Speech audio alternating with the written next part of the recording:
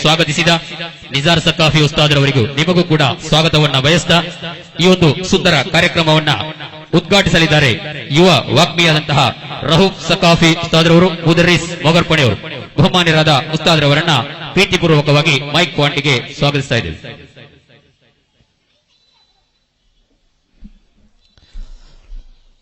ಅಸ್ಸಲಾಮು ಅಲೈಕುಂ ವರಹಮತುಲ್ಲಾಹಿ ತಆಲಾ ವಬರಕಾತುಹು.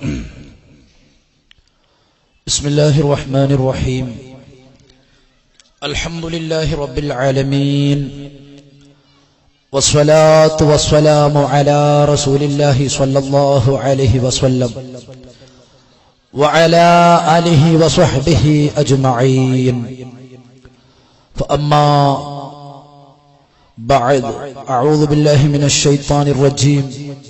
بسم الله الرحمن الرحيم. اهدنا الصراط المستقيم صراط الذين أنعمت عليهم غير المغضوب عليهم ولا الضالين آمين. يا رب بالمصطفى بلغ مقاصدنا واغفر لنا ما مضى يا واسع الكرم مولاي صل وسلم دائما أبدا على حبيبك خير الخلق كلهم. വന്യരായ സയ്യിദ് കുഞ്ഞുകോയ തങ്ങളെ വരികൾ, അതുപോലെ സ്റ്റേജിലുള്ള ആദരണീയരായ നേതാക്കന്മാർ, മറ്റു ഇവിടെ ഈ മഹത്തായ സംരംഭത്തിലേക്ക് വന്ന് ഇവിടെ മുമ്പിലിരുന്ന സ്നേഹനിധികളായ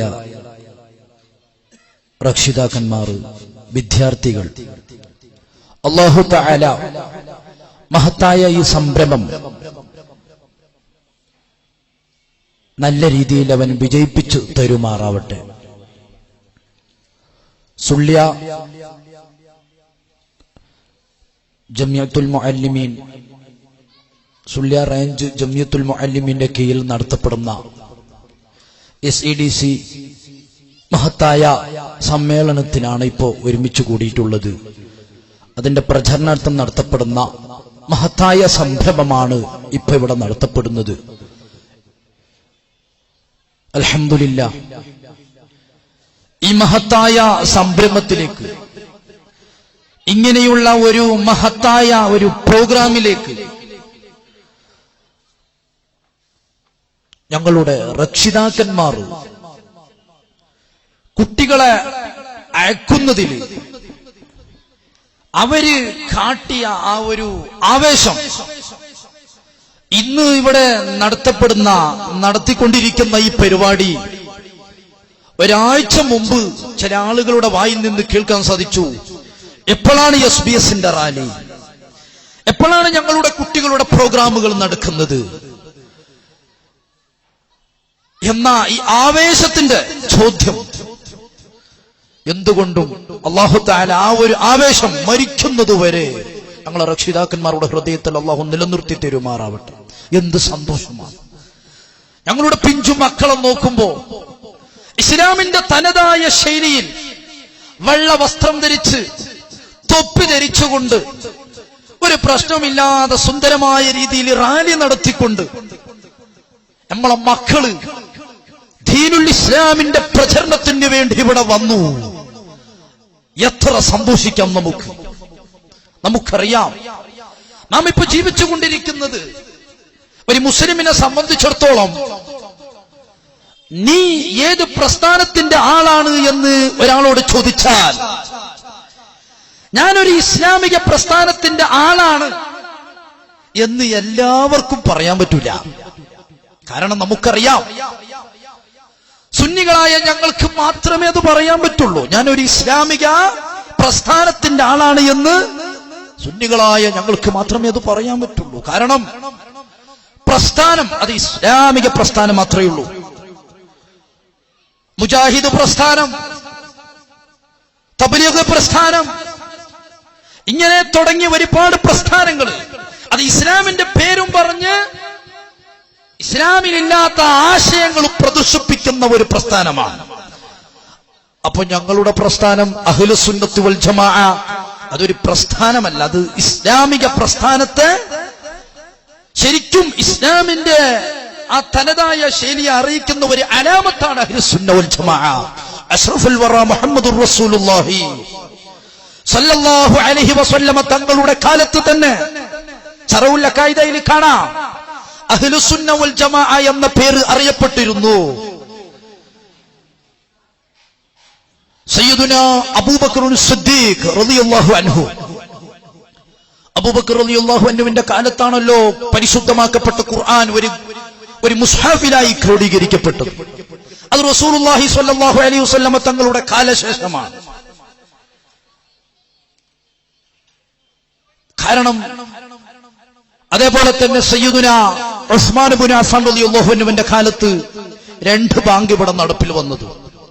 സയ്യിദുനാ ഉമർ ഇബ്നുൽ ഖത്താബ് റളിയല്ലാഹു അൻഹുവിന്റെ കാലത്ത് ഒരു പ്രത്യേക രീതിയിൽ തറാവീഹ് നിസ്കാരത്തിന് നേതൃത്വം വഹിക്കപ്പെട്ടതും ഇതൊക്കെയും നബി സല്ലല്ലാഹു അലൈഹി വസല്ലമ തങ്ങളുടെ കാലശേഷമാണ്. അങ്ങനെ നടക്കുമ്പോ ആ ഇസ്ലാമിന്റെ റസൂലുള്ളാഹി സ്വല്ലല്ലാഹു അലൈഹി വസല്ലമ തങ്ങളുടെ പേരും പറഞ്ഞ് മുഅ്തസിലാക്കള്, ഖവാരിജാക്കള്, ഒരുപാട് ആളുകൾ ഇതുപോലെ ഒരുപാട് ആശയങ്ങൾ അവരുണ്ടാക്കി പല പേരിലും അറിയപ്പെടുമ്പോ നമ്മളെ വേർതിരിച്ചറിയാൻ വേണ്ടി അറിയപ്പെട്ട ഒരു പേരാണ് അഹ്ലുസുന്നത്തി വൽ ജമാഅ.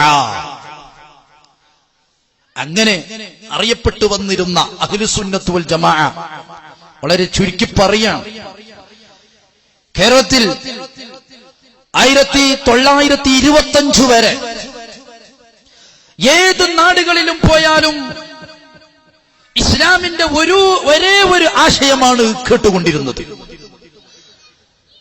ഖബർ സിയാറത്ത് അത് പറ്റും എന്ന് മാത്രമേ അന്നുവരെ എവിടെയും കേട്ടിരുന്നത്. തറാവീഹ് നിസ്കാരത്തിൽ ആർക്കും ഒരു സംശയവും ഉണ്ടായിരുന്നില്ല. പെണ്ണുങ്ങൾ ജമാഅത്തിന് പോകാൻ പാടില്ല എന്ന വിഷയത്തിൽ ആർക്കും ഒരു തർക്കവും ഉണ്ടായിരുന്നില്ല. അങ്ങനെ ഒരൊറ്റ ശബ്ദമായിരുന്നു സുന്നത്ത് ജമാഅത്തിന്റെ ശബ്ദം 1925 വരെ. അങ്ങനെ ഇരിക്കുമ്പോ ചില ഭാഗങ്ങളിൽ വേണ്ടാത്ത പല ആശയങ്ങളും കേരളത്തിൽ പല സ്ഥലങ്ങളിലും പറയാൻ തുടങ്ങിയപ്പോ മഹാരഥന്മാരായ ആളുകൾ അന്ന് അവര് ഒരു കോഴിക്കോട് ജുമുഅത്ത് പള്ളിയിൽ ഒരുമിച്ച് കൂടി 1925 സമസ്ത 25-26 സമസ്ത കേരള ജമിയത്തുൽ ഉലമ എന്ന മഹത്തായ ഒരു സംഘടന നേതൃത്വം വഹിക്കുകയുണ്ടായി, അവിടെ രൂപീകരിക്കുകയുണ്ടായി. അതിന്റെ ആവശ്യം എന്താ? പല ആളുകളും അവിടെ വേണ്ടാത്ത ആശയങ്ങൾ പ്രചരണം നടത്താൻ തുടങ്ങിയപ്പോ അന്ന് അഹ്ലുസുന്നത്ത് വൽ ജമാഅ എന്ന പേരിൽ ഇസ്ലാമിന്റെ ശരിയായ പ്രസ്ഥാനത്ത് നിലനിർത്താൻ വേണ്ടി അനാമത്തായി പറഞ്ഞതുപോലെ അതേ അഹ്ലുസുന്നത്ത് വൽ ജമാഅത്തിന്റെ കീഴിലായി സമസ്ത കേരള ജമിയത്തുൽ ഉലമ എന്ന മഹത്തായ ഒരു സംഘടന അവിടെ രൂപീകരിക്കപ്പെട്ടു.